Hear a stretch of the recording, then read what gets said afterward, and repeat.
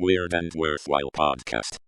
Like Nani, you strike me as like a very warm, energetic person who's done a lot of spiritual traveling like around the world, but also within yourself. And I know nothing about you, so but I'm willing to guess that you've been like on your path for a while now. Do you want to fill us in? Oof, I wouldn't know how to summarize that. I mean, thank you for, yeah, seeing me this way. I appreciate that. And I guess I mean, I'm obviously still on my path. I keep learning every day, Every day. like I still have roller coasters. They're not, I wouldn't say like not as intense as they used to before because you know, like I still feel very deeply, like I feel joy very deeply. I also feel like sadness and pain very deeply, but I feel more stable with that than I used to. So if I would fill you in quickly, I guess like as a younger human, I have repressed my emotions a lot, a lot, a lot, a lot. And then there came a time where, yeah, life signaled me through repeating patterns on the outside, step by step, that wasn't really a good idea if I wanted to live a better life. And I mean, I was educated like on one side very rationally, logically. I studied business administration, which is a very science and linear calculating oriented study thing. But yeah, I observe patterns repeating in my life, and I love efficiency. So maybe that's like the German part of me, like Mm. I like to have things now. And if I want things to improve in my life, I want them to improve now. And I used to do things a lot externally in the past until I learned that the better way, the faster way, most of the time, like, yes, I can address things on the outside, I can, communicate, but most of the times the work is within myself. So, from being very externally oriented, like I gradually um, shifted more and more attention to like, okay, like what do I need to change within myself? Like, what do I need to shift or just accept within myself so the outside can change? So there is like this desire for improvement of experience of life all over again.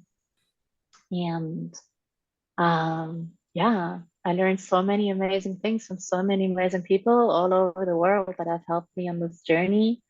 I'm obviously still going. At the beginning of it, when I started to face and feel my emotions, I was like often very, very overwhelmed because everything was just so intense and Mm. I haven't really learned how to deal with it like in school nor nowhere. I'm very grateful, like I had amazing teachers by my side. Um, So what would you say was like the first step for you? I guess um, the first step of what? Like what first thing that pops in your mind, the first step down this path that you're on now. Yeah, First thing that pops into acknowledging. your mind. I think the first step, that first thing that came was acknowledging, like Oh, acknowledging. okay. Yeah, that's definitely the first step. And You're I like, guess it's oh, like I want to go in a acknowledging. totally different direction because I've acknowledged that, my current direction is not for me, or like maybe Germany's not for me, or like what, Mm, like how did, no, that, that that one what was more was it that you were gradual. acknowledging? Like just Yeah, I you're guess kind of like like what has. you're acknowledging your true self. Would that be closer? Mm, I think all of these things, like with going out of Germany and like all of this was more gradual. I think like the stronger points were often some kind of like emotional conflicts in my life. For example, breakups. Gotcha. Um, yeah, and breakups were like, okay, and then like in the beginning, and this younger version of me, like, okay, why is this happening? And this and that, and like whatever, like overthinking it. Not knowing that, hey, like solution to all of those things, like, it's not like in looking like externally and asking over analyzing it, but actually like it's always opportunities to learn to love myself more and to take responsibility for my life and for my experience. And I think those have been like, the points of okay, acknowledging like, okay, there's something that I don't like in my experience right now. And acceptance is very important, but I think it's like, for me personally, it's very important to see it this way. Like, I can accept that the situation is painful. I can accept that something sucks. And I can have the intention and the desire to wanting to make a difference in my life, and thus in life in general, because this is also something I have learned over the past. Like, I need to start within myself. Like, from working so much on the outside, doing so many like social ecological projects, trying to like whatever improve things on the outside. It's like, no, no, no, no. I need to start with myself first. And from here, it's where I can truly like give to others, from where I can really make improvements. And this is why I have the power and the control, because I can get lost in like complaining about like whatever is not going right in politics and the world and in climate. But if I can't make a change, what's the point of like spending energy and time there if I can use this time and energy instead to love myself more, and thus provide for something better for everything else that I'm experiencing and perceiving on the outside as well. Yeah, that is Which just goes such deep, because a more worthy use of your energy, is to amplify yourself so that you can affect change in your immediate surroundings and perhaps beyond. But yeah, I think I'm just struck by just this trope, perhaps you mentioned breakups, of like, let's say a person who has just broken up and they're telling their friends about it, and they're like, why do I keep dating assholes? It's just like, why do all the men suck in this country or this city? It's like, what's wrong with all of these men? It's like, well, that's one way of seeing it. The other thing is, what can I change about myself so that either A, I'm attracting different men into my immediate surroundings, I just or want to B, add it's like I'm not, finding myself in these situations in the first place. There's such a strong tendency for the ego, and I even find this, I have to override this impulse all the time. Whenever there's conflict, we're looking outside of ourselves because our eyes are pointing this way. They're not pointing inside. That wouldn't be very helpful. But we're constantly, our brain is trying to like find objects and apply significance to them with the things that we're seeing. So part of that, I'm sure, comes into this very natural tendency to blame the other person whenever there is some form of conflict and we're in a relationship or something's going on. It's like, oh, something is wrong over here. Something is wrong in my external. And maybe wrong is the wrong word, but we're looking externally when really we could shift that gaze internally. And then that would actually set us up for success in future scenarios, and maybe even this scenario. I'm reminded of like one thing Tommy said was I wasn't comfortable in a relationship and I wasn't comfortable single. So what's the common denominator? It's me. And then the other thing he said one time was like, I asked my teacher, like, how do we make the biggest change in the world? And the teacher said that we change yourself. So. Yeah, we are the common denominator in all of our circumstances. Right.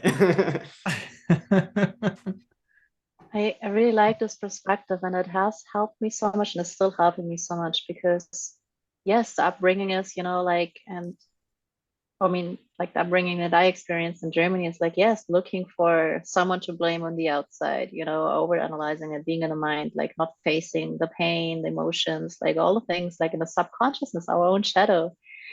And what has helped me so much is like this part of like taking responsibility, like, yes, like what do I need to change? And also to see it with this principle that the outside world is a reflection of the inside world. Mm. And that actually, like, for me, is very empowering, because if the outside world is a reflection of my inner world, I can change. And this again is way more efficient, making changes within myself, and like trying to fight against like windmills on the outside. And with this, like, even like those conflicts, be it like breakups or like other crises in life, can become very empowering opportunities, because you look at the situation, you're like, okay, like, how am I feeling about the situation? Like, what is the situation showing me? And then where is this reflecting parts within myself? so called shadow parts, like parts that we may not be consciously aware of, but that are there. It doesn't mean all the times, like if something is annoying you on the outside that you're exactly the same. Maybe it means that you're not giving yourself permission to be this way, like, so for example, if like people are so annoyed at someone expressing themselves authentically, maybe those people like want to express themselves more authentically as well. But because they have learned that it's the wrong thing to do, they kind of like, project the disagreement about being authentic on this person and so on. But yeah, so things annoy us in life or that like we feel mad about can show us amazing things about ourselves. And this is like where so much healing and coming whole can take place. And then with this, easily shift our outer reality as well. Because the moment that we embrace a part within ourselves and do or not do whatever is needed to do with this part, our experience of life can change across different areas of life all at the same time. So including relationships, health, career, and general well-being. I want to give people an upgrade on this word responsibility that has been used. It's like, I took responsibility for my situation. I took responsibility for myself and what I've been up to. The initial interpretation of that might be, oh, now I have more work on my plate. Like now I have more responsibilities. It's like, no. What you have done is you have given yourself increased ability to respond. This is what responsibility is. And so this is,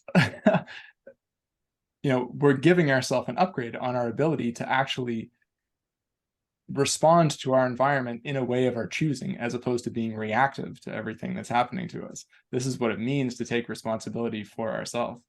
And yeah, it provides this ability to respond in a more conscious or a way that creates better outcomes. We're going to take a little 5-minute break, and then we'll be back. Thanks for listening. We have some links in the description of ways that you can connect with us directly. At this stage, that's something we're offering. So you can book a call to speak with either one of us for 15 minutes. Let us know what you thought. Let us know people that you think we should have on the podcast. We really would value your feedback.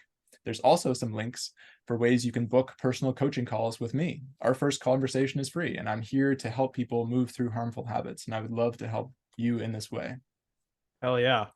Yeah, I personally benefited from the coaching. So like, book a free call with Luke, or if you just want to shoot the shit with me, book a free call with me via Calendly, and we'll do a quick little Zoom call and just talk about whatever. You can follow me on Twitter, Chris James USA, and yeah, subscribe to me to my newsletter on Substack. And there's a lot of great stuff on the blog there for you guys to check out. So thank you again for listening. Thanks for listening. See you next time, guys.